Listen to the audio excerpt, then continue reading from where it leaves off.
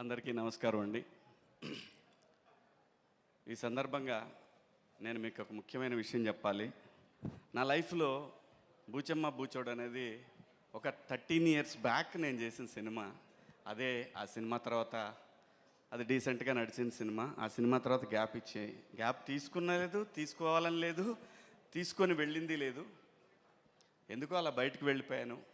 ఆంధ్రప్రదేశ్ సమాజం ఏదో తెలియని ఒక అంటే నా మనసుకు దగ్గరగా ఉండే కొన్ని విషయాల మీద నాకు అమితమైన ప్రేమ ఉండి నేను పక్కకి వెళ్ళిపోయాను.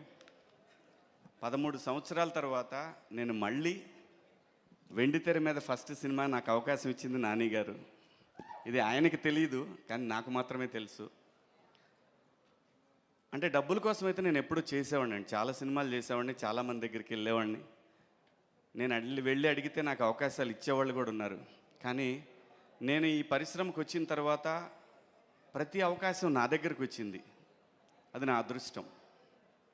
సో అలాగే ప్రయత్నం చేద్దాం అనుకుని సొంతగా ఒక సినిమా స్టార్ట్ చేద్దాం అనుకున్నా కూడా ప్రకృతి నాకు సహకరించలా. కానీ మళ్ళీ సినిమానే పిలిచి ఇదిగోరా ఇది నువ్వు చెయ్యాలి అని చెప్పి ఒక 40-50 స్క్రిప్ట్లు, మోర్ దాన్ 40-50 అండి, ఒక 60 స్క్రిప్ట్లు ఆఫ్టర్ ఈ వెబ్ సిరీస్ ఈ బిగ్ బాస్ నుంచి వచ్చిన తర్వాత నేను విన్నాను. అందులో నాకు మొట్టమొదటిగా బాగా నచ్చింది Mangapathi character. That A artist అయినా కూడా ఒక గ్యాప్ వచ్చిన తర్వాత ఒక మంచి బ్యానర్లో ఒక మంచి సినిమాలో రావాలని కోరుకుంటాడు.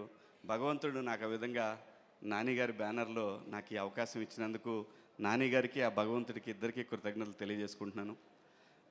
ఇంకా ఈ సినిమా విషయానికి వస్తే,